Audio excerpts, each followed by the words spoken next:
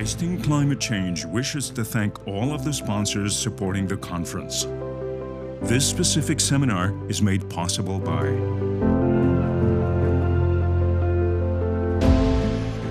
the moderator for this seminar is Michel Bouffard. Michel is the founder of Tasting Climate Change, an author, a wine educator, and a journalist. She recently co-wrote a book called Quel vin pour demain, which was published last September by Duno. The book explores solutions for the wine industry to adapt and mitigate climate change. Welcome to the 5th seminar of Tasting Climate Change, The Road to Carbon Zero. Today we'll be focusing on how to mitigate climate change, meaning how to reduce our carbon footprint in the wine industry. I couldn't think of a better panel to discuss this with me. I have with me today Julien GEVREAU. Julien is from Sonoma County, and he's been in the wine industry for a very long time, and he's worked in all aspects of the industry, from production and operation to marketing and sales. As Vice President of Sustainability at Jackson Family Wines, Julien focuses on setting the strategy and tactical implementation of water and energy efficiency, on-site renewable energy generation, greenhouse gas emissions, and waste diversion. He also works closely in communicating Jackson Family Wine's commitment to sustainability through brand sales and distribution channel and activating employee engagement. EDWIN Massey. EDWIN completed a PhD in geography from Auckland University, and this is when he first developed a passion for sustainable resource management. EDWIN joined New Zealand Winegrowers in January 2016 as Biosecurity and Emergency Response Manager. In 2019, Dr. Edward Massey took the role of General Manager of Sustainability at New Zealand Winegrowers. His team is responsible for implementing the wine industry's environmental strategy to protect and enhance its reputation as a world leader in sustainable production.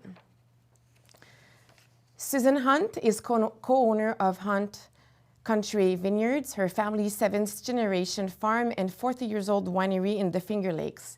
She is also Director, Policy for Generate Capital, which finances, builds, owns, and operates sustainable infrastructure projects in North America and Europe.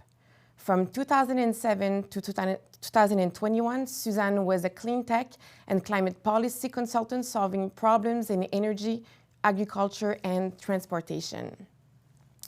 At the winery, Susan has spearheaded a multitude of sustainability and climate resilience efforts, including energy efficiency, geothermal heating, cooling, solar PV, microwind, soil health, carbon sequestration, sustainable building materials, waste reduction, wildlife habitat, and advocacy.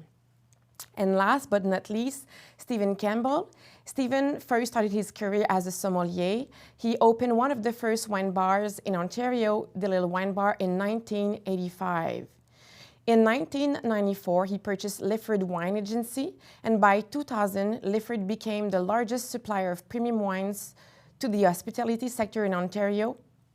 In 2005, he was concerned about climate crisis, and he partnered with Tree Canada to make Lifford a carbon-neutral company, and he was the only carbon-neutral wine agency in Canada. In 2018, he created the world's first carbon-neutral wine brand, Campbell Kind Wines, making wines in 6 countries. In 2019, he was awarded an honorary doctorate of laws from York University from his community leadership and environmental stewardship. And finally, in 2021, he partnered with Grapes for Humanity to organize a charitable wine auction to provide assistance to the hospitality community. He sits on the board, and together they battle against the climate crisis and raise money for the wine industry. Starting with Julien GEVREAU, Julien will talk about the strategy of Jackson Family Wines, how you went about to reduce the carbon footprint, but also your implication with International Winery for Climate Action. Great. Thank you, Michelle, for having me. It's a pleasure to be here today. I'm delighted to join and to share the journey that we've been on at Jackson Family Wines over the last 15, 20 years on the sustainability front, and broadly just as a company really rooted in the land and focused on leaving things better than we found them. For those of you who are not familiar with Jackson Family Wines, we produce wines like Kendall Jackson and La Crema, all the way on up to estate wines such as Cardinal, La Colla, Verite, and the like. We are based in Northern California, in Sonoma County is our headquarters, but we grow grapes all over the west coast of the United States, from the Willamette Valley in Oregon down to Santa Barbara County in central Southern California. And we have estates scattered across some of the best wine growing regions all over the globe. And, you know, in my role as a head of sustainability for Jackson Family, I focus on taking that holistic approach to measuring our impacts, really looking at a metrics-based approach to, you know, how we measure sustainability, looking at everything from our water intensity, how much water it takes us to produce a gallon of wine, to energy efficiency measures, to on-site renewable development. And most recently, our focus of our sustainability program has really expanded to what we launched earlier this year called Rooted for Good. And that's the slide that you all see here in front of you. It's really, at its core, it's a 10-year plan between now and the end of this decade, 2030, to really transform our business and build sustainability into the core of how we function, how we think, and how we act. So the four key pillars here that you see on the slide are really encompassing of a broad sustainability strategy, everything from who we are in our communities and with our people, on down to how we treat our land and our farming practices, water management. And specifically today, Michelle has asked me to speak a little bit more about our climate action and our greenhouse gas emissions initiatives. So big picture, today's important in the grand scheme, in the sense that it comes right on the heels of the COP26 proceedings in Glasgow, Scotland, which just wrapped up at the end of last week, or I guess 2 weeks ago now. Time just continues to fly. And that was essentially when the world came together and reaffirmed support for the Paris Climate Agreement. And I think we are here in a very precarious time in our global history, particularly as it relates to greenhouse gas emissions and the need for us across the economy to rapidly decarbonize. And one of the things that we have taken to heart at Jackson Family Wines is not just the need to do this, but the pathway by which we structure our organization to achieve the reductions that are required on the emissions front over the course of the next 10 years. So if you scan forward to the next slide, what we've done over the last 2 or so years is we've led an internal initiative that's involved about 100 people from across our company, as well as some key external stakeholders, elected officials, government agencies, and environmental and social nonprofits, to really rethink our business and to plan for the future.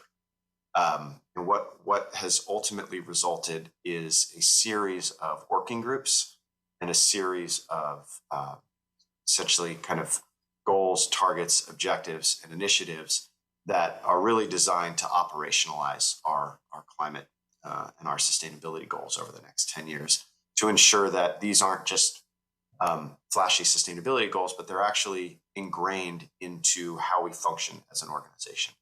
So each of these working groups that you see on the slides, from zero emissions vehicles to packaging innovation, product transport, these are functional teams working across our company to put projects in place and to essentially plan and budget and move into the future.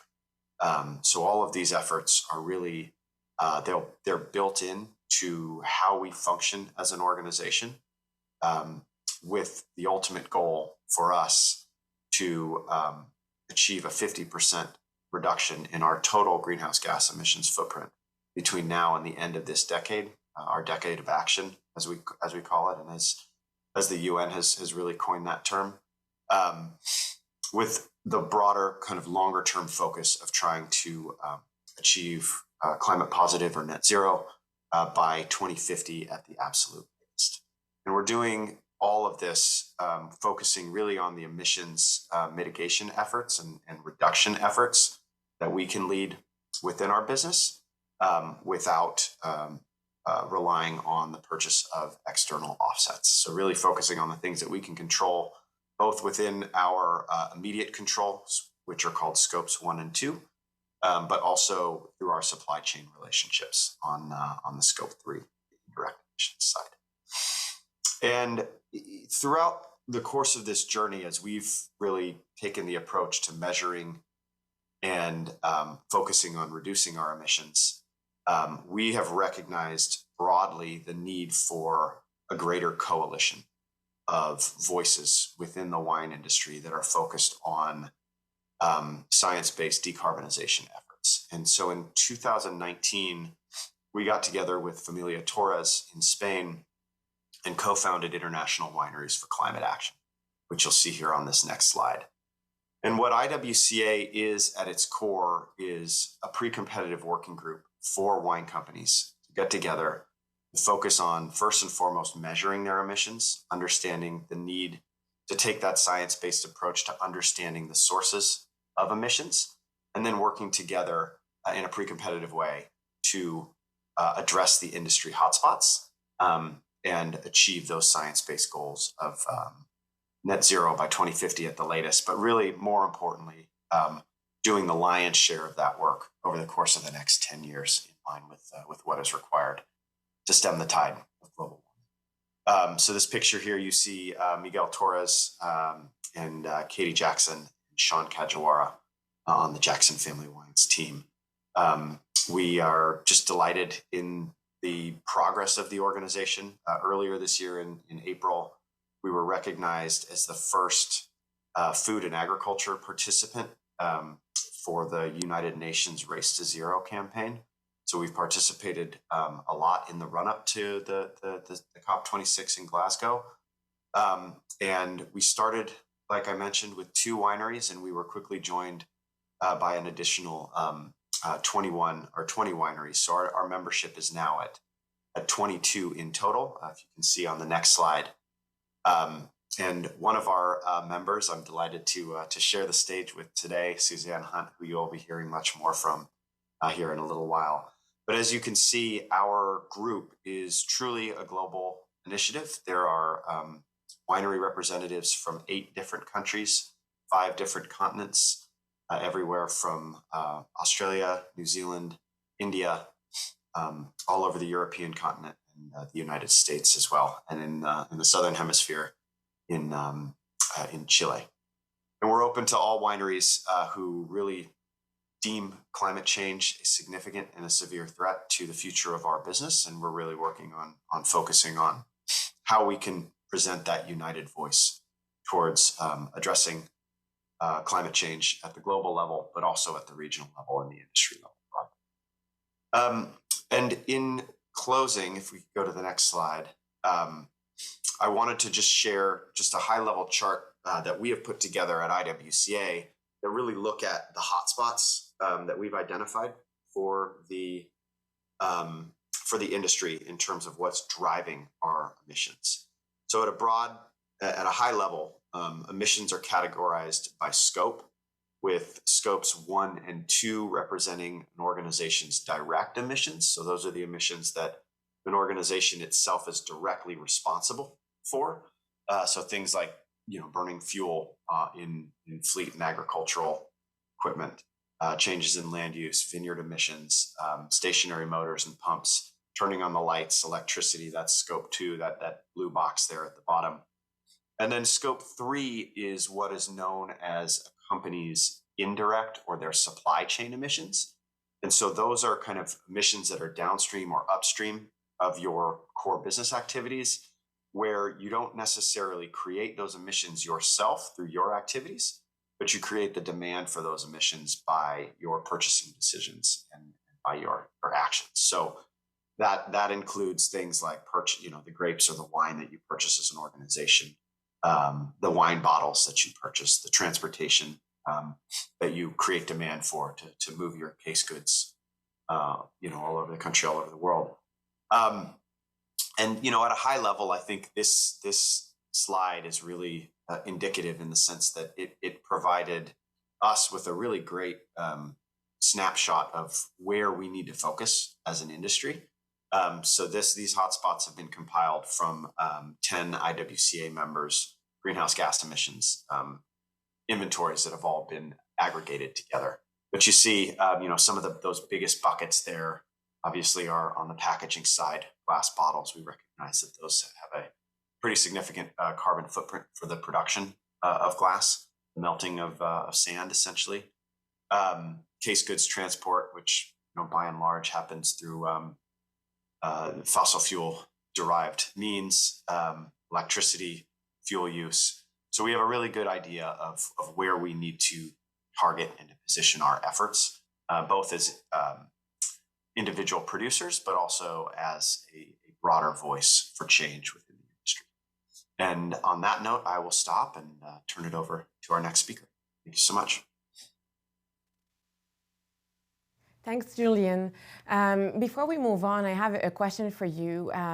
We've talked in the past, you and I, about your studies with regenerative agriculture, and I know that people have been following the series of Tasting Climate Change. That's been a very interesting topic for people. We've had a lot of questions, and your take is a little bit different than what Miguel Torres talked to us about on the first day. So I'd love to hear you talk about your studies with regenerative agriculture and how you think it can help to sink the carbon. Sure. Yeah, and I think that the ability of regenerative agriculture to serve as a carbon sink, and by carbon sink, what we really mean is taking carbon dioxide out of the atmosphere, and pulling it through photosynthesis and storing it and sequestering it long term in the soil. There have been a lot of studies that have shown great promise in regenerative agricultural systems in being able to do that.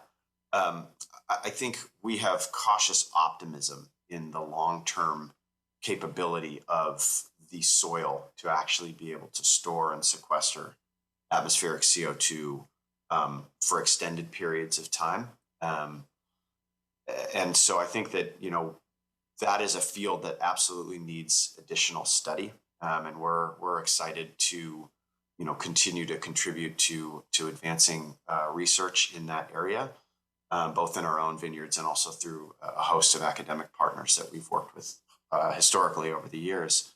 But I think first and foremost, the idea and the concept of regenerative agriculture has to be focused on measurable on-farm outcomes. So the idea that changing your practices to be more regenerative in nature, i.e. reducing tillage, spreading compost, building soil health, soil organic matter, all those things contribute to resilience and longevity in a vineyard. They contribute to building water holding capacity, which for us in California and in the arid West is obviously of critical importance.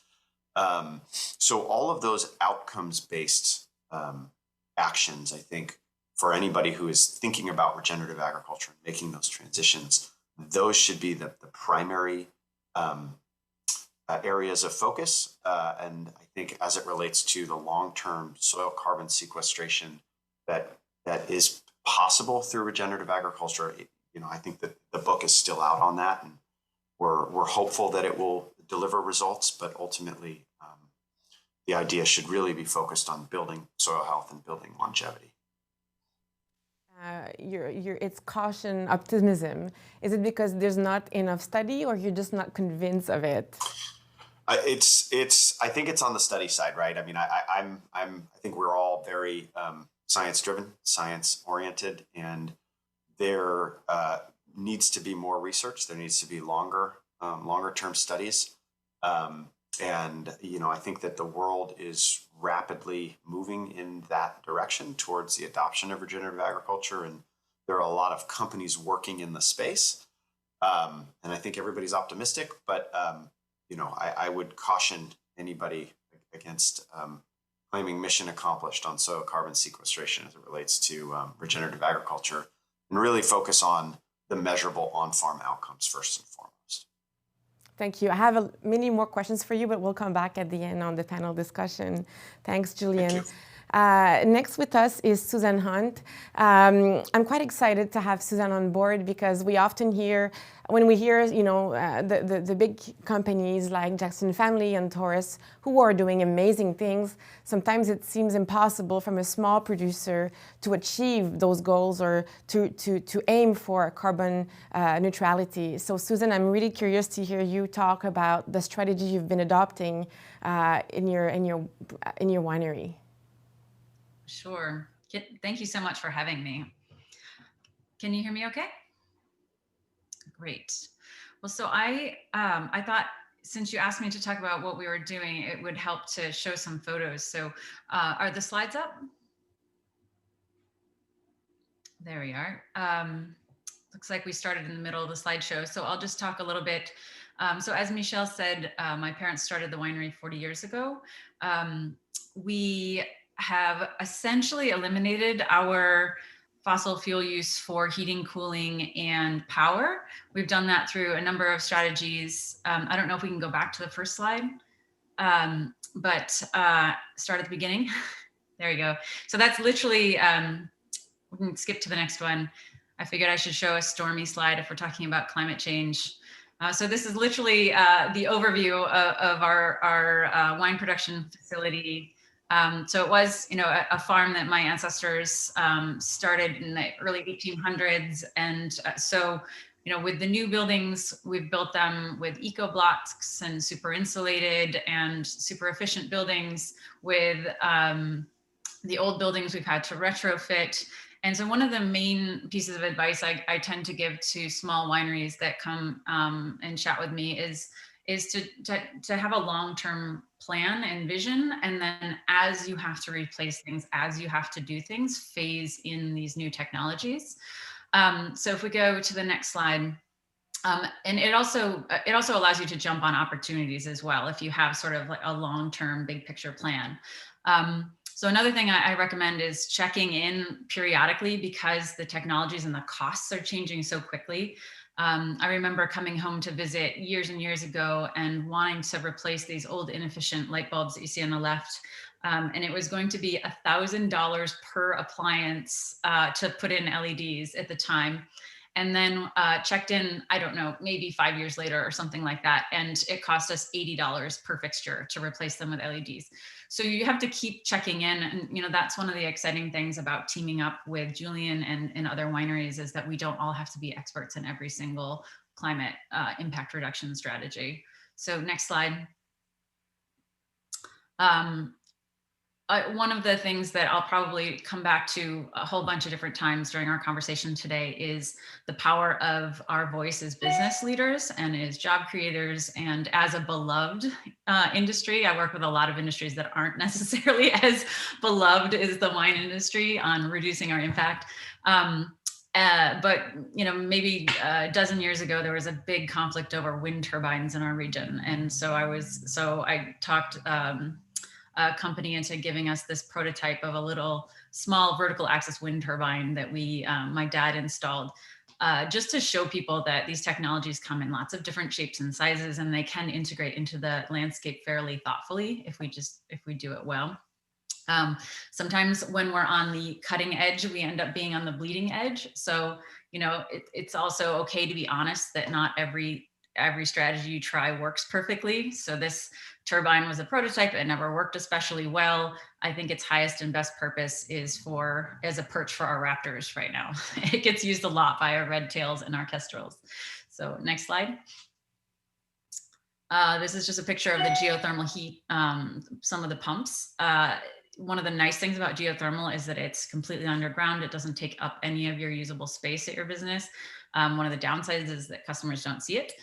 So you have to really go out of your way to let people know that you're using this technology. But for folks that aren't familiar with ground source heat pumps, rather than creating heat through combustion, you're just taking heat from under the ground, from the rock, where in this part of the world, we're in the Finger Lakes in New York State, it's always about 55 degrees Fahrenheit. So it takes a relatively small amount of electricity to pump the fluid out of the ground in your closed loop and heat your buildings in the winter. And then in the summer, you can also have cooling. So some of the old barns that we were using for different purposes had heating, but no cooling. So when we put the system in about 9 years ago, it just upped the comfort level for our team as well. Next slide. I think the next one's probably our solar slide. We were able to cover every inch of roof that was appropriate, facing east, west, and south with solar panels. These panels are the only thing in our whole business and our whole farm that don't require maintenance, and they're going to last for decades.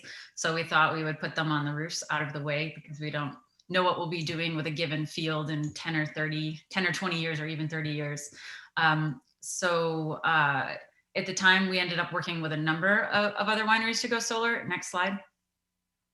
We also put in EV chargers. So one of the nice things about being the wine industry is opposed to milk production or lima bean production, our customers come to our farm. And so it's a really nice, gentle way of introducing people to some of these technologies that, especially in some of our rural areas like Western New York, aren't always commonplace. So we get lots of questions about our chargers, and in the early years, and now, like, every year that passes, people get more and more comfortable with them and they use them more and more. Next slide. I saw Julien's pictures of the zero emission vehicles. We too have signed up for a Ford Lightning, still waiting for the tractors to be available as well. But in the meantime, we found, and again, for a small farm, for a family business, we're working on shifting our personal vehicles. We found this John Deere electric Gator used for a couple $1,000, but for $1,200, we put in brand new lead acid batteries. So lots of finagling and just finding things as they come up. Next slide. We're always trying to reduce waste. That's kind of standard practice for any environmentally conscious business, but I thought this was just a fun example to share. It dawned on us a few years ago that the capsules are just a single-use plastic that are decorative, or a single-use foil. And so we've stopped using them. And I actually, if you show the next slide, I actually think that the bottles look sleeker, that actually looks better. I thought we'd get complaints from customers, and we've gotten exactly 0 complaints. It turns out it just slows people down, and they want to get to their glass of wine. So if we could convince the rest of the industry to do the same, we could save billions and billions of pieces of little plastic and foil every year, and all the associated greenhouse gas emissions. Next slide. Again, on the theme of just phasing things in as you can. When we get thousands and thousands of feet walking on the floors in the tasting rooms, it wears out the flooring pretty quickly. And when we got shut down for 3 months because of the pandemic, we took the opportunity to put in a new floor. I learned more about flooring than I ever wanted to know. It turns out we couldn't use natural materials because there's so much flex in such a big space. So we teamed up with a company called Interface that has been a pioneer in the circular economy and sustainable flooring materials. And so they produce this type of flooring, commercial flooring, that is from completely recycled materials. It's completely recyclable at the end of its life. They offset the emissions from the production process. And then you can put it on top of the old floor. So there's nothing that has to go to landfill. So that was a fantastic experience working with them. Highly recommend teaming up with other companies like that in industry, kind of sister industries. Next slide. Hopefully in our conversation session, we can talk more about this. we could have a whole conference just on soil carbon, I think, but to Julien's point, I think part of the hard part is measuring it, because soil is such a dynamic system, and anytime you do soil testing, you're just getting a snapshot of what's happening. But I can say that, you know, every time we take a snapshot, we can start to see trends. And so we've been growing hay and rolling it out as mulch. We make compost. We've been making and experimenting with biochar. And so over time, you can see the trends of organic matter, which is about 50% carbon, going up over time. Next slide. Just some pictures, my dad planting. You want some of the compost and all that good stuff down in the root zone. So when you're in, you know, we're doing replacement vines, we always take the opportunity to put some compost and biochar down in the root zone. Next slide. I'll skip on because I'm getting low on time, but we're also implementing climate adaptation practices, like tying canes of vines to the ground in the winter and covering them with hay, because the polar vortex, as the climate system changes and we get the destabilization of the polar vortex, we actually had -18°F temperatures in our vineyards in 2014. So this is one of our ways of trying to keep the vines above that vine mortality temperature. Next slide. We can keep going, just more compost pictures. We, long story short, teamed up with a number of our other peers in the wine industry. A number of years ago, there was going to be a huge fossil fuel infrastructure project built in the heart of wine country in the Finger Lakes. And so rather than just fight that, we thought it was important to show that we were willing to put our money where our mouth was and invest in implementing the solutions. So we, as a group of wineries, went solar together. We worked with local banks. We kind of created that whole ecosystem to be able to make that happen. Next slide. And then while we were at it, we worked with the National Solar Association, who gave us an award, which gave us an excuse to invite our congressman and his staff. And at the time, the federal renewable energy credits were going to expire. My cat's really excited about this. I don't know if you guys can hear.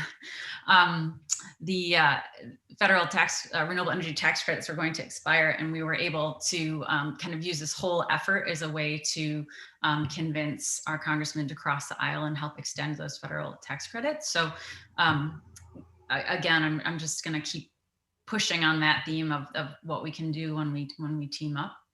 Okay, next slide.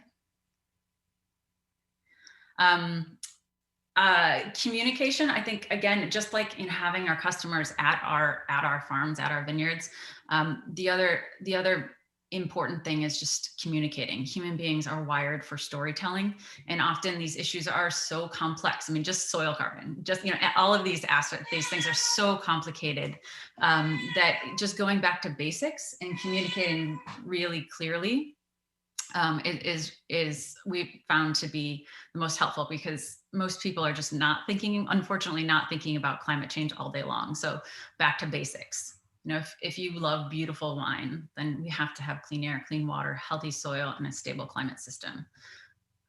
So that kind of just really simple communication we've found is a way to introduce people and get them interested in the climate issue, and then kind of draw them into more and more of the details. Next slide. I also talk about microclimate to people who are interested in wine and climate change, because the microclimates in the famous terroirs of the world are so important. Next slide. Almost done here. I think I'm out of time. Resilience through diversity is another key issue that I think is really essential. And since I'm out of time, hopefully we can talk about that in the conversation. So maybe we'll skip the next couple slides, and I'll ask my husband to take his cat outside. Sorry about that noise. Thanks, Susan. I actually have a few questions for you. One of them is actually from a winemaker who's in Provence, listening to you about the capsule. And he's saying, do you think capsules are sometimes a way to hide potential leaks with the closure? You know, I would never tell anyone else how to run their business. So if folks feel that the capsule is necessary, then by all means. We haven't had any. I mean, obviously, you know, corks are not 100% perfect as a closure, but they've gotten much better. We've had far less trouble with corks, I feel like, in the last few years than when I was growing up. I feel like corks were such a problem when I was a kid. So far we haven't had any trouble. Thank you. And I have a question for you. It's a very inspiring story when I hear you talk. If there's a small producer listening to you right now, inspired by what you're doing, what is the advice you would give them? Where do you start? How do you start? This is such a hard question to answer because everyone's operations are so different, and the context, the policies, the costs, the physical environment, everything is so different. So I think starting by probably one of the basics would be to find other like-minded folks in the industry who you can learn from.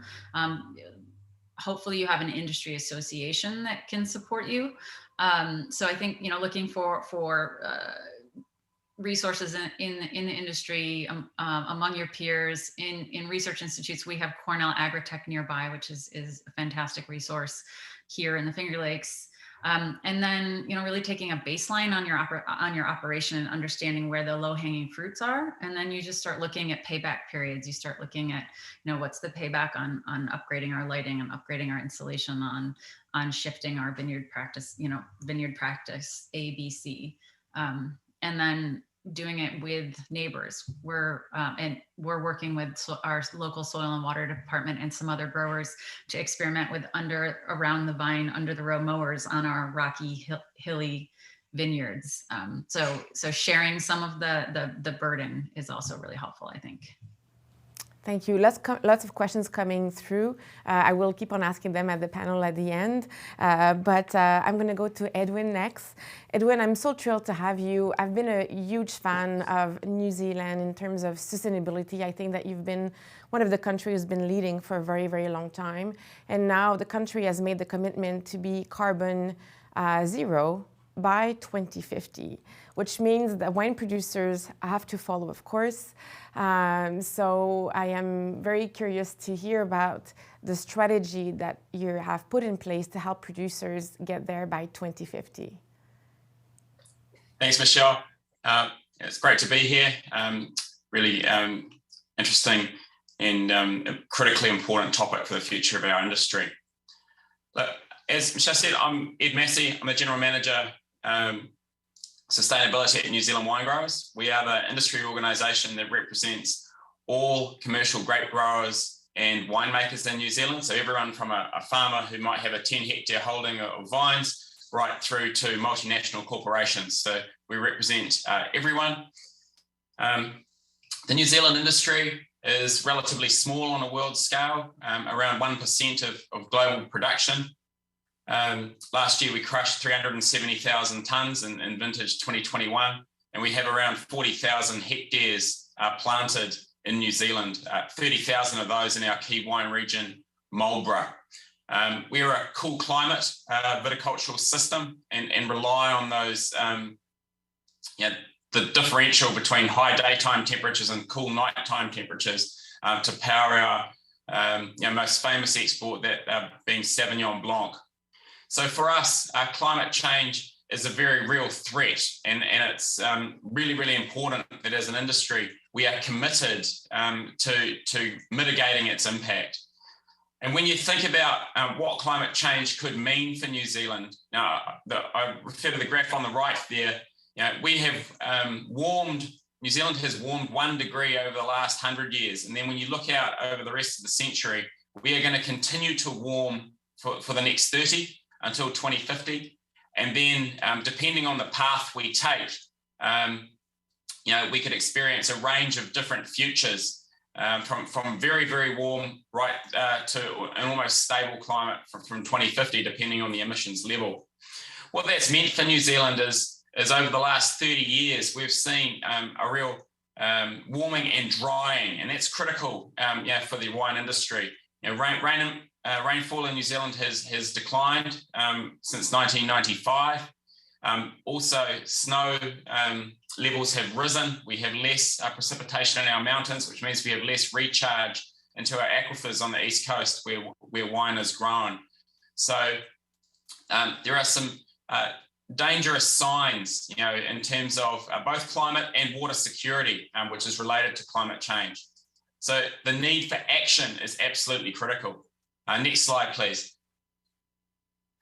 Our country as a whole has a carbon neutral target by 2050 that's been government set, and in 2019, our industry agreed that we need to beat this target of being carbon neutral by 2050. We need to show leadership, that we can make a difference, and also to take charge of our own destiny by doing what we can to reduce the impacts of climate change. Next slide, please. Before you start a journey, you need to know where you're coming from. And we work with Toitu EnviroCare, a carbon accounting company in New Zealand, to figure out where we were placed in terms of New Zealand's key primary sectors. Now, you can see there growing grapes is a relatively low emissions land use relative to other, common agricultural practices in New Zealand. Obviously not as good as exotic forest, but significantly lower emissions than dairy or sheep and beef farming. So when you combine that with a relatively high value land use, we feel that in terms of its export value, wine has a real place in a low emissions future as an industry in New Zealand and worldwide. So important to know where you're starting from. But action is critical. The next slide, please. This is the New Zealand wine industry's climate change strategy. 4 words that we've already heard a lot today: measure, reduce, educate, communicate. The overall goal of our strategy is to assist our members to reduce emissions as much as possible, as fast as possible. COP26, governments have highlighted the need to cut emissions in half by 2030. That's only 8 years away. So the 2020s, or the remainder of the 2020s, need to be a real decade of action. And so how are we going to do that? Well, New Zealand has some unique advantages. Next slide, please. In 1995, we launched Sustainable Wine Growing New Zealand, which is our independently verified sustainability certification program. It's our flagship sustainability program to show our commitment to the people and places that make our famous wines. What it is essentially a lens for best agricultural practice in the wine industry. Across those 6 focus areas: people, soil, water, pest and disease, waste, and climate change, we set standards and we ask our members to report on those standards each year. Every 3rd year, there is an audit on their site to verify the information that we collect. SWINS, or Sustainable Wine Growing New Zealand, has a very high participation rate in New Zealand. 96% of vineyard area and over 90% of wine produced in New Zealand is made in a SWINS certified facility. We have over 2,000 members. So we really are the flagship sustainability program in this country. Climate change historically was not part of our SWINS program until 2019. So we have rapidly pivoted, you might say, to ensure that we are on track to 2050. Next slide, please. As has been highlighted, it's easier to control the emissions that you are in direct control of. So the diesel you use. So we've really targeted that production footprint of our industry, consistent with our SWINS focus areas. So we collect information on emissions relating to fuel use, the transport of grapes, the use of chemicals and fertilizers, and waste. Overall, the work we've done with Toitu suggests that we're collecting around 80% of the total footprint of our industry members. We do not measure the emissions associated with distribution. I think that's really important to note. You've got to know your boundary. So with this strong measurement background, how do you help your members reduce their emissions? Next slide, please. This is an example of a emissions vineyard benchmarking report, which we issue to all SWINS, or will issue to all SWINS vineyard members. It highlights their total emissions and how those are broken down. So you can see for a vineyard, diesel, fertilizer use, key sources of emissions. It also makes comparisons. So for many of our members, climate change and combating climate change is new. So you have to make comparisons which are relatively easy to understand. So for example, this vineyard emits the same amount of carbon as 4 return flights from Auckland, our biggest city, to London in the UK. So making those comparisons is important. And then giving them advice through information on potential reduction options is absolutely critical. As an industry organisation, you have to help people on the journey. Next slide, please. So we work with Toitu to really prepare a report on tips and tricks for both vineyard members and winery members to help reductions in the vineyard and in the winery. Really, really important that we get pushed through with this, and we've seen some great results. I saw Yielen's winery as a member of the International Wineries for Climate Action. They're a real leader in this space in New Zealand. We have another or more wineries who are doing full carbon accounting through different providers. And it is really becoming part of standard practice for sustainability in New Zealand. Next slide, please. Education is absolutely critical. As I said, we have a very heterogeneous membership from farmers right through to multinationals, and you need to be able to relate with them all if we're going to get to our target. So in terms of grower days, science and extension work through industry roadshows and presentations, and online webinars, we need to be really, really targeted with the education to assist our members. Next slide, please. Communication is also really, really critical. So as I said before, you've got to ensure your social license to operate, and climate change is an essential part of that in New Zealand in 2021. The government is extremely focused on environmental reform, and we need to communicate our performance in such a way that we can highlight, wine's place, in New Zealand's low emissions future, and to minimise the costs that our members are experiencing. Our government's key method for reduction is the emissions trading scheme, which essentially ratchets up the costs or charges on sources of emissions. Our emissions are already in the emissions trading scheme. So we work with our members to highlight that it makes financial sense to reduce their emissions, not just from, so it's not just a sustainability benefit, but it's an economic benefit for them as well to act to combat climate change. So in conclusion, New Zealand is really committed to protecting the people and places that make our famous wines. We have a 25-year history of sustainable wine production through our flagship program, Sustainable Wine Growing New Zealand. Look for the logo when you see New Zealand wine, and you can be sure that climate change is a key element of our overall sustainability program, and that as an industry, with our ability to produce emissions reports and benchmark members' performance relative to regional averages, we are at the cutting edge of climate action and reducing emissions at an industry level worldwide. Thank you. Thanks, Ed. It's very inspiring. I'm just curious, is the government giving money or helping the producer to invest so that they can get there? Because I imagine if you're a bigger producer, you have a bigger fund, but if you're just a small producer trying to be carbon zero, that requires a lot of investment. How do you get there?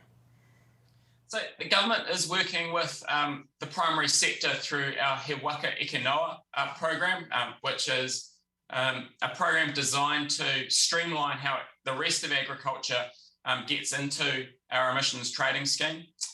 We're working alongside that partnership. There are opportunities for public-private partnerships in particular to invest through particular funds. But there is certainly no, we don't have any, I guess, subsidies, you'd say, to assist the transition apart from these very targeted applications for funding. How are the producers responding? Are they feeling overwhelmed, or they feel like this is possible? Look, I think, climate change is a journey. And we've got to act now, but we've got to get people up to speed with what the risks are and what the potential mitigations are and the benefits that they have for their business as well as for the broader industries. So that's why education at the moment is so important, and that communication is so important with not just members but the rest of the New Zealand and our global community. Because if we don't do that, I think there is a risk that there will be that it's all too hard. I can't do anything. My costs are going up. How does this work? And it's the role of all of us, to help to try to get through.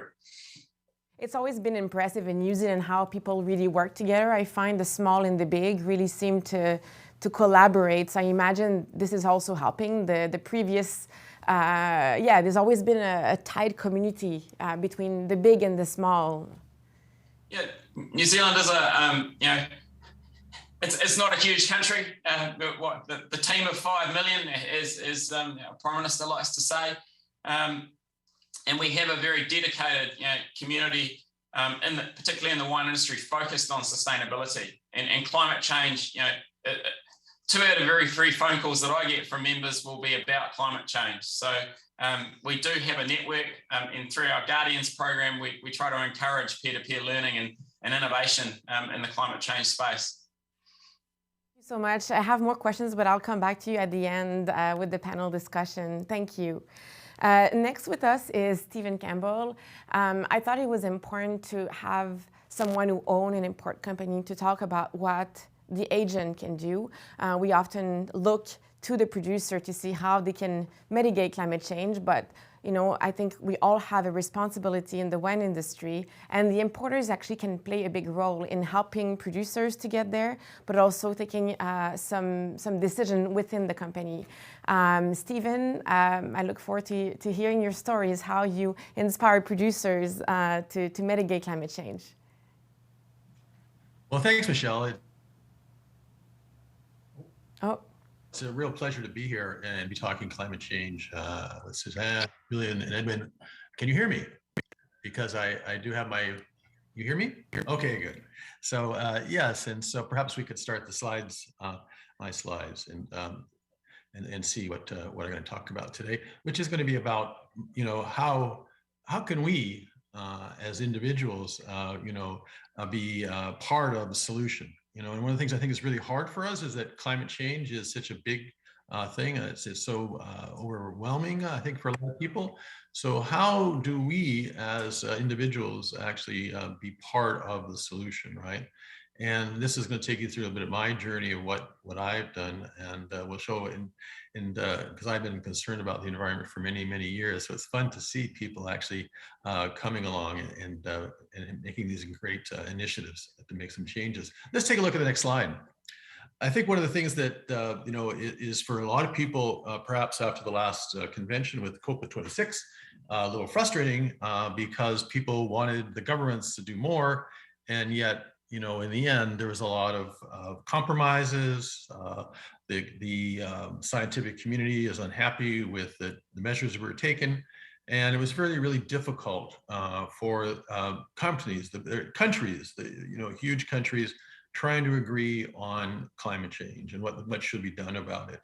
And this is not unusual. And this is the thing, this is not unusual for world leaders not to agree on the right path forward.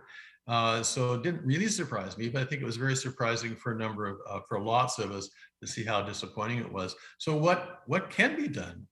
Well, in fact, typically when we look at the past and social changes, it often comes from devoted groups of individuals, small groups of people who take that cause and bring it to the attention of everyone else. And that's what we're seeing right now. And this is what makes me excited about what's going on. So I think we're talking as a group here of small groups right now. That New Zealand, 1% of the wine production in the world, being a leader. It's amazing. Let's go to the next slide. So here's a little what do you do? Well, the first thing you should do, I think, and this is what I did, is I started with myself. What's my carbon footprint? And as wine merchants, the thing is that we want to go and see the vineyards. We want to go to the trade shows. We're going to have a carbon footprint, and some of it is just you're not going to be able to reduce it. If you're going to go to Provine or going to go to Vinexpo, you're going to have a carbon footprint. If you're going to go to New Zealand to the Pinot Noir Festival in Christchurch next year, you're going to want to have a carbon footprint. You're going to go, it's going to be a fun party. But, so you're going to have some things you're not going to be able to reduce. So the first thing you can look at is making yourself carbon neutral. And it's really not that difficult. There's organizations all over the world that help individuals and businesses reduce their carbon footprint. And I did that. I did that in 2005 with my organization, Lifford Wine Agencies. I made it carbon neutral in 2005. I was the only wine agent at the time. I don't think there is another wine agent in Canada today that's carbon neutral. I did not care, right? I didn't do it for anybody else. I did it for myself. And I did it for the planet. And so I think that in this group of people watching today, supposedly some 500 of us, there's lots of people like myself who think that we need to be doing things. Well, start with yourself. Go carbon neutral. Find out a way to make yourself carbon neutral. And then, in my situation, and I'm now retired. I've sold Lifford Agencies in January 2019. In the 15 years that I planted trees, I planted over 90,000 trees with Tree Canada. And you know what? That makes a difference. I'm proud of that fact that we did that. And, it's so you can do that thing. And then the other thing, well, you're an importer. Well, you are a gatekeeper. You are one of the ones, the people who are deciding what food to import. And you do have you have choices, and we make choices. Find the families, find the companies that have your same mindset, are concerned about the same things that you are. And this can really be rewarding if you find those right people. And then if you can do those things, you're working with those families, you're bringing those wines in, then you are being part of the solution, right? So let's go to the next slide. And it's like such a privilege to be here today with two companies that are really, really being part of the leadership. I mean, Jackson family and the Torres family to get together to create the International Wines for Climate Action is outstanding. And the fact that you've taken this and without government support, we are going to do this is amazing. And the fact that now from the two wineries, there are now 22 of them, and wineries like Suzanne's family are joining. This is the forefront. This is the leadership that we need in the community. And if you are a wine agency and you're looking to bring in some of those wines, let's bring in those wines from people who are devoted to doing the things right for the planet. Look at the wineries who are part of this organization. And if they're not in your community, you're not being brought in, bring them in. help these companies find success with their leadership in sustainability. Let's go to the next slide, because here's another organization that is really, really important. And these are brand new organizations. They're coming out in the last few years. It's amazing what's coming up now. And the Porter Protocol is an organization that's similar, in the Tasting Climate Change. What I love about Porter Protocol is the sharing of information and the letting everybody know what is going on, the best practices in water management, best practice in soil management, this sharing of knowledge. This is the thing that's going to take us forward. These are the things that are going to make a difference. And you can see here we're in Canada. I'm really proud of Henry Pelham being part of this community and being part of the global solution to climate change, especially in the wine industry. I mean, the wine industry is a canary in the coal mine because of the fragility of the vineyards, in that the temperature change can be so impactful on some grape varieties. And we're seeing already in Bordeaux where they've had to introduce 7 new grape varieties into Bordeaux because they're worried about climate change. When you plant a vineyard, you want it to last 30, 40 years. Well, if you plant a vineyard in the soil and the temperature changes too much, in 10, 20 years, it's going to be useless. That's not what we want. We want to have sustainability. And these guys are helping us. And so another organization, when you look at their members, support those members. You're at Wine Importers, support the members of the people who are leading. And how does it get to you when you get support? What does it get when you have information? And I'm someone who's very curious about climate change and carbon neutrality. Well, let's go to the next slide, because then you can inspire people. And I was very lucky. I was very lucky to import Santa Margarita into Canada for a number of years.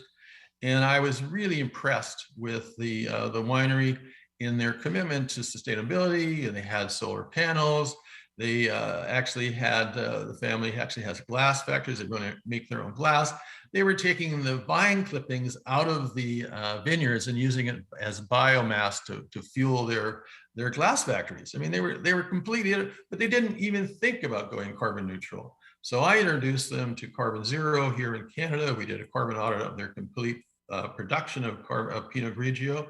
And there we are. That picture is the very first year of them offsetting their carbon emissions here in Canada with Treat Canada.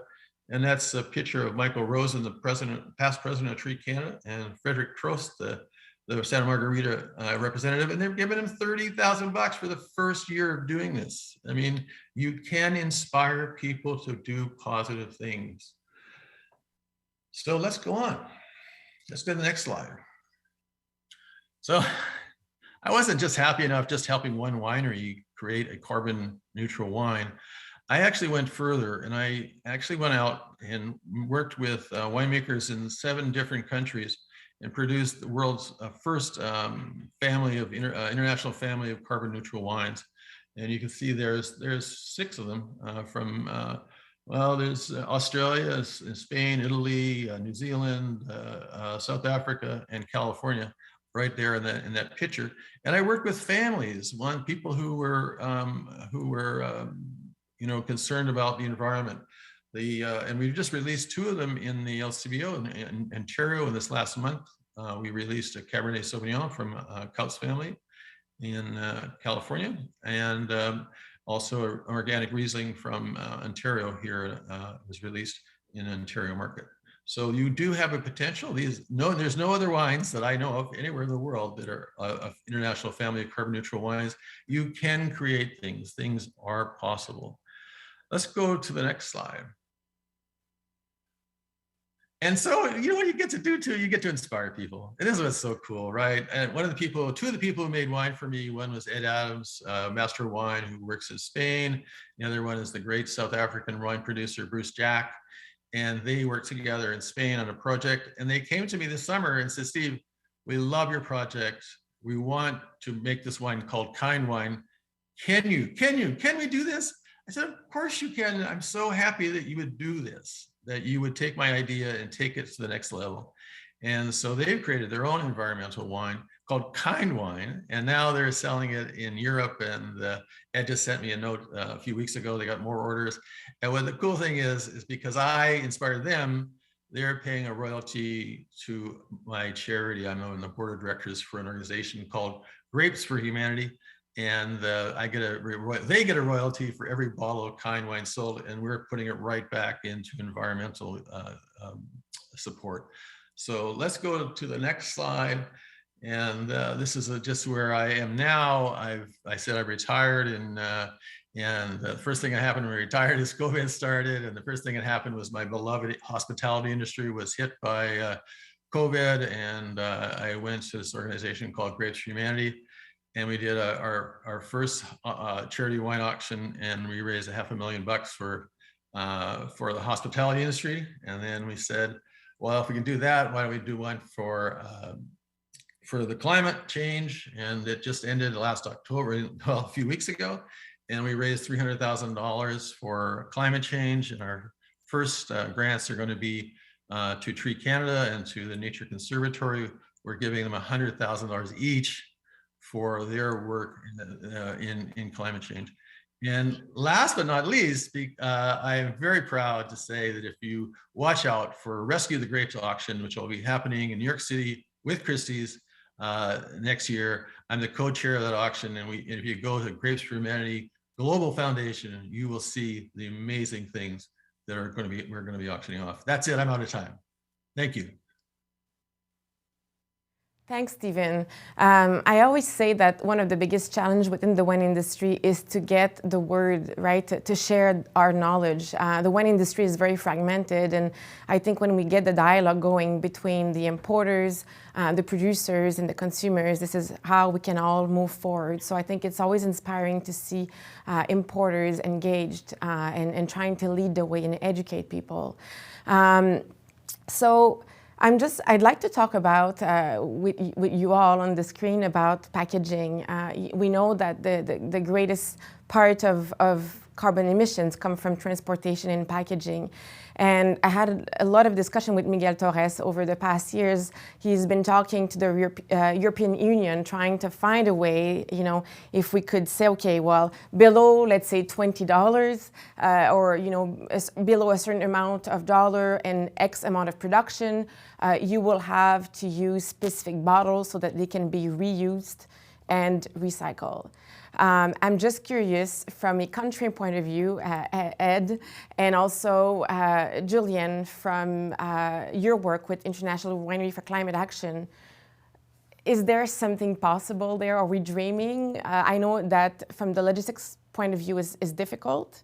How can we get there? I can have a crack. I think in terms of recycling, I think really needs to become a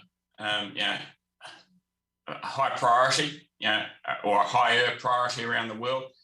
For example, in New Zealand, with the Visi factory here, we've got really high rates of recycling or recycled cullet that go into wine bottle production. We measure the amount of lightweight bottles used, but while there is good recycling in some of our cities, we export some, that 90% of our wine. We don't know if that's recycled overseas or whether it goes to landfill. Glass is a very circular product, and while it takes emissions to produce and reproduce, there's an attractiveness to that circularity in my view, and recycling, or having a really well coordinated recycling system, will be a great step towards increasing that circularity. Julien? Yeah, I mean, I'm just building on what Edwin said. I think this is an area where trade and retail partners in particular can lean in. Just speaking from the perspective of the United States, right? Like the recycling infrastructure here varies widely depending on, not even what state you're in, but what municipality you're in. And more and more wineries are starting to kind of think about, how we can increase the circularity of the products that we sell, but in reality, I mean, those are at we're at the mercy of distributors, we're at the mercy of logistics providers, and we're at the mercy of retailers and trade. And so I do think that there is an incredible opportunity. I know some companies are thinking about it in California and on the East Coast of the United States as well, between groups like Conscious Container and the Gotham Project are two that I've spoken with in the past few months that are really working on trying to develop a more circular space for glass. And I think it's something that the industry, in recognition of the fact that glass plays such a significant role in our carbon footprint more broadly, I think it's one that the industry should absolutely be paying attention to and supporting those circularity movements. Is it possible to do it more like, so it's one thing when you export, but if you're in a producing region, like you are, Yep. Julien, Susan, and Ed, is there something that can be put in place within the country, at least for those bottles that are getting consumed within the same area, or is it just too complicated? No, I mean, I think it's feasible, particularly in those regions that do have high production and high consumption. So think, Northern California, right, would be a perfect example where there should be infrastructure in place to collect and reuse and refill glass bottles for the industry. I think the global glass supply shortage that's kind of gripping the industry right now is just an incredible opportunity for us to lean into this. And those two organizations that I've referenced, as far as I know, are starting to really kind of look in there. And I think the industry absolutely needs to help. I mean, the other thing is, bottle molds, and this gets into marketing, right? Do we need as many bottle molds for all the different wines that we have? It would be a lot simpler if there were 6, right? So I'll stop there. I also think there's a role there to, for our influencers and to communicate with the wider wine consuming public that lightweight bottles are okay. It's not going to influence the quality of what's in the bottle. A lighter bottle, it has a different feel, but it can still contain super premium liquid. Yeah, Julien and I have been talking about that, and also talking about how the glass industry itself can switch away from high carbon energy sources. But a lot of this is up to the consumers, and we really do need help from influencers and consumers to as Stephen was saying, to support those of us who are switching to these more climate friendly glass bottles and solutions. Thank you. I have, there's lots of questions coming through. I'm just vetting some of them. One other question I'm very curious about. I was surprised when you look at the carbon emission, tracing the carbon footprint of a winery. From what I understand is you don't track the carbon emission from fermentation. And I'm just curious as to why this is not tracked, and do you think this will change?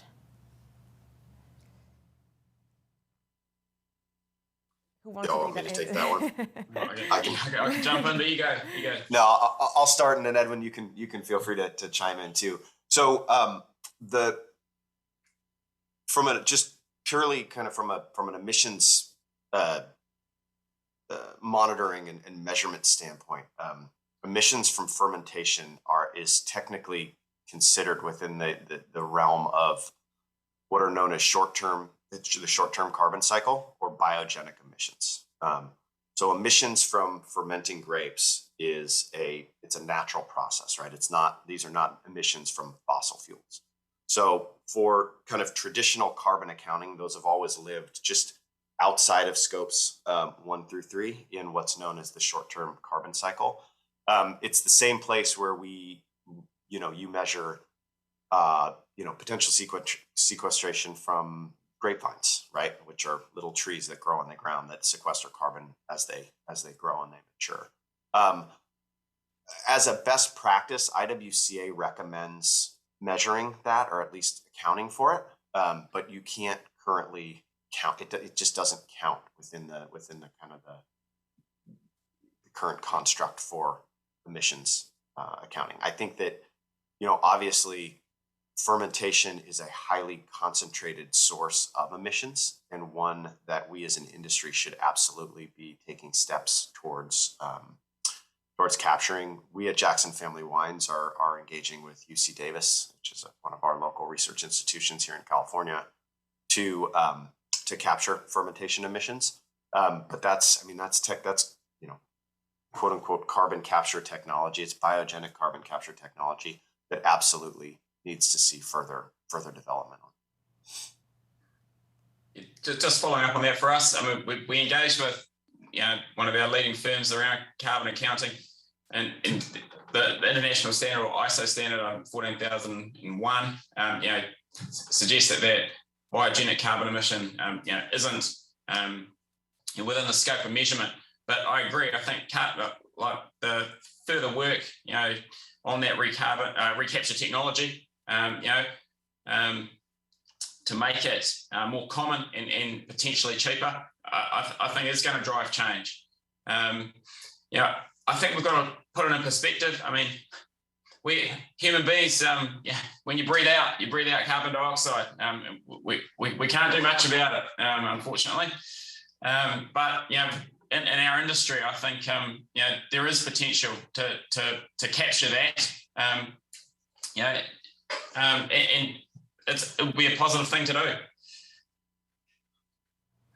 Is it, because I know some wineries are doing it, and I talked a lot to Roger Bolton. You were talking about UC Davis and all the research is doing to capture that CO2, and some producers in Bordeaux are managing to transform the CO2 into a secondary product that can be reused.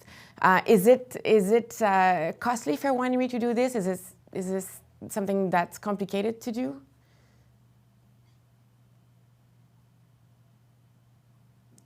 So there's an engineering challenge, and there's also a chemistry challenge. So the engineering challenge is how you actually capture the gases, right?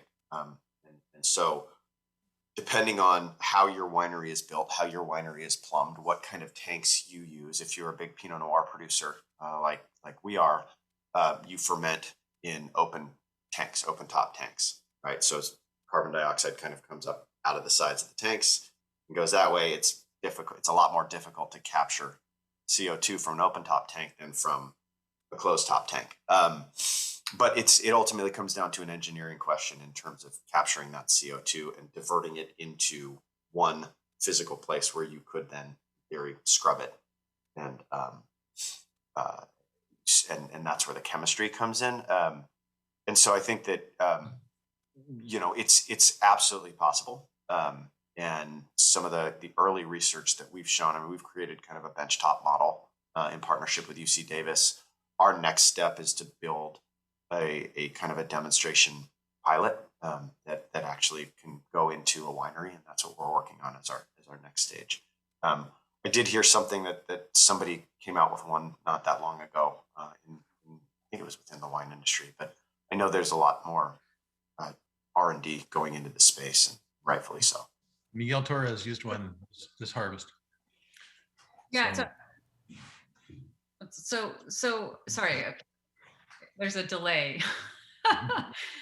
Yeah. So I mean, to Julien's point earlier with Conference of the Parties and where we are in terms of the trajectory of the changes in our climate system, we have to balance a whole bunch of considerations. And I would say, since we're in a race against time to radically cut our emissions globally and shift to these regenerative practices, something that is a really far out technology, like cost-effective, sequestration of CO2 emitted.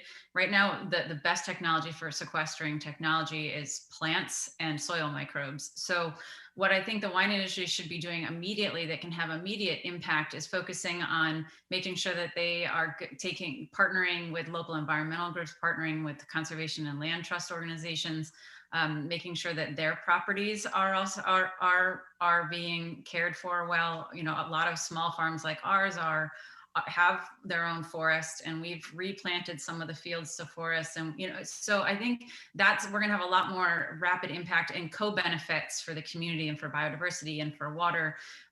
If we take that sort of approach, then, I know a lot of my beloved colleagues are very excited about technology, but, when you balance all of the time considerations, investment, tech readiness, there are a lot of things that we can do that are simpler, actually, but it requires us to kind of treat all of this as a village and work, with the village around us.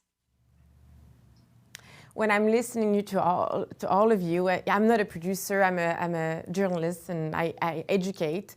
There's lots of kind of sarcasm right now about greenwashing, but for someone listening right now, if they're not a producer, is it a bad thing to go onto a website and say, okay, I'm traveling from Canada to France, I'm going to offset my credit by purchasing and buying some trees or donating it to a cause? Is this something that we should avoid, or is it better to do that than not doing anything? Sorry. I can jump in there. I'll just say that, if you have a choice, the first choice is not to go, right? That's the first choice. But as I said when I was talking, being a wine merchant and you want to have that connection with the winery, you want to stand in the vineyard, you're going to do that. So because that's what allows you to bring the best products possible home to the consumer. So if you have those kind of choices where you are going to make emissions, yes, it's better to offset your emissions than not offset your emissions. Absolutely. The first thing is not to go. But if you have to go and you have to do something, and there's lots of choices like that, it's better to offset. So yes, offset when you can. If you can't not go, offset. And I think the education piece is really important. I mean, do your research. I mean, there are offsets and there are offsets. There are some that are really good, really legitimate, and really driven to making a difference. And then there are others that, are a paper accounting exercise, and look for the transparent ones are probably the best, the ones that you actually, can look and see to where the benefits are going. So do your research. Any more comments on that? Yes, go ahead. I'd also just say don't just offset, right? I think offsets they're a good tool because they're so visible and they're things that are easy enough to do to purchase those offsets. But to the point that Stephen made, I think it's more important first and foremost to take the mitigation steps that you can do within your own control as a business owner or as an individual. That's the most important thing that you can do on the mitigation side. There's a question on transportation here. Sometimes, if you're a winery sending wine directly to another consumer, it's easy to control the way you're sending the wines. But if it's a monopoly, like the SAQ or the Système Beaulaguette bringing the wine in, as a producer, you don't have much choice because they come to your home and they take the wine. Have you seen an improvement from the companies or the monopolies trying to do to choose better route or to work better to reduce the carbon emission by choosing a better route from A to B?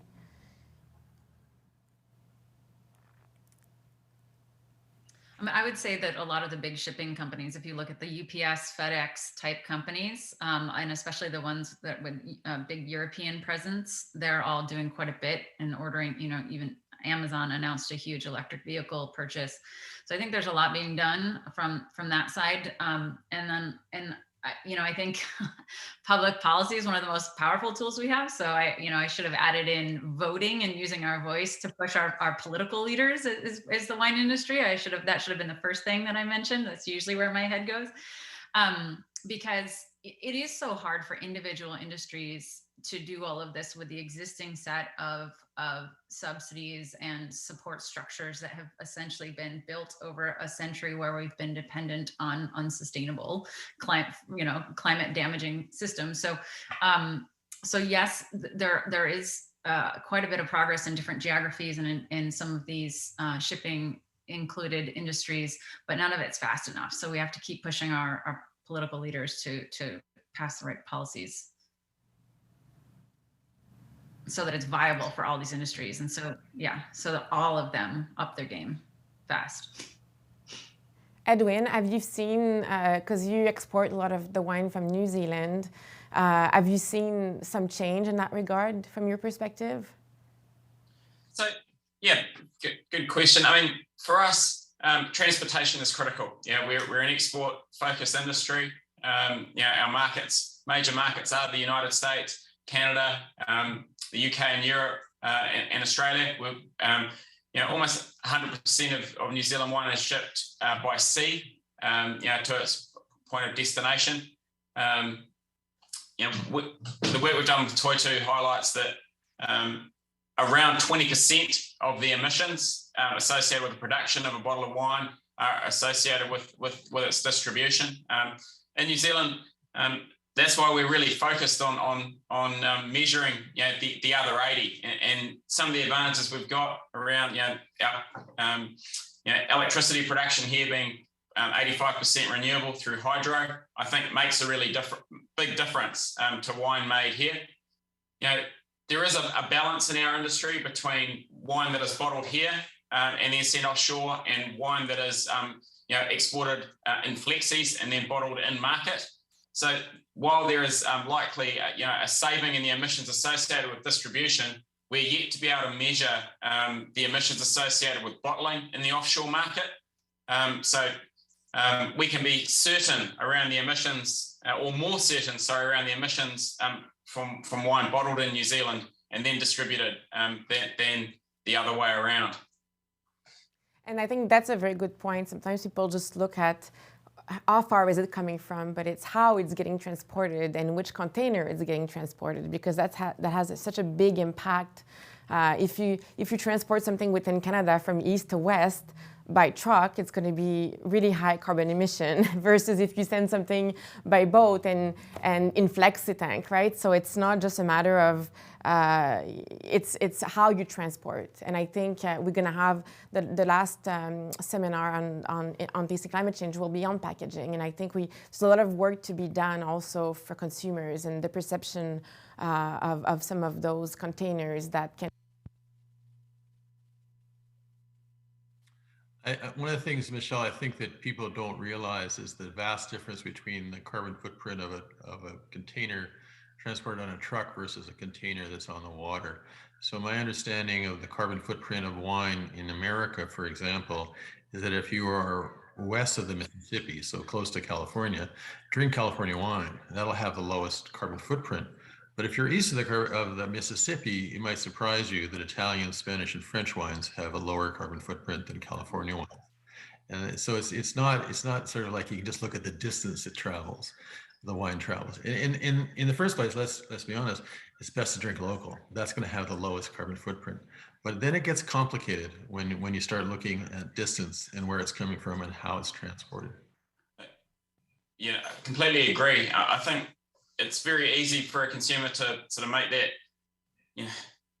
to collate food miles with sustainability. It's actually, food miles are actually a really poor proxy of overall sustainability. There's a lot more elements to the equation than just the distance the wine travels. We have lots of information. If you are not looking at the chat, make sure you do, because lots of the panelists are answering the questions throughout the chat. So make sure that you look at it. We're just running out of time here, but before we end, if each of you could leave us with one advice, some people that are listening are importers, sommelier, journalists, producers. If someone is looking at reducing the carbon footprint and they're feeling overwhelmed, if you could give one advice to inspire them to start now. Suzanne? I mean, I'll just say again, I think, you just put one foot in front of the other and you work, you make it a team effort and work with others. I mean, it's actually fun. I've really enjoyed working with Julien, and I'm looking forward to working with all, with everyone else who's on this panel and listening in. And, it can be really overwhelming and exhausting, and you just have to bring joy and a lot of really good wine into these efforts to make the efforts themselves sustainable. You just pick one. Yeah, you can just start one thing at a time. You don't have to tackle the whole thing all at once. Julien? I mean, we do, but you guys don't. Yeah, no, I mean, I think that measurement is of critical importance as you're, starting to understand your place in the world. And, that's really the basis for our work at IWCA. We've created different versions of greenhouse gas emissions calculator now that are available for public consumption. We started with one in the United States. So any winery in the US can use it to calculate their baseline emissions and join our cause. And we're also going to be releasing an Australasian version that JULIEN has actually helped to underwrite. One for Australia, one for New Zealand. So, I mean, I think you have to start from this informed place of measurement if you want to really be serious about taking action. Thank you. Edwin? Look, it's been said, but you need to set a target. And then I think, the 4 key elements: measure, reduce, educate, communicate. That's what we're focused on, in our industry. And I think, with those 4 themes, we can see, rapid and increasing change towards climate or carbon neutral target. Thank you. Stephen? Well, I think that Suzanne said it right, and you have to start somewhere. And the thing that we know about every journey, every long journey starts with a single step. So the most important thing is to start and not be, yes, the goal is carbon neutrality. The goal is the race to zero.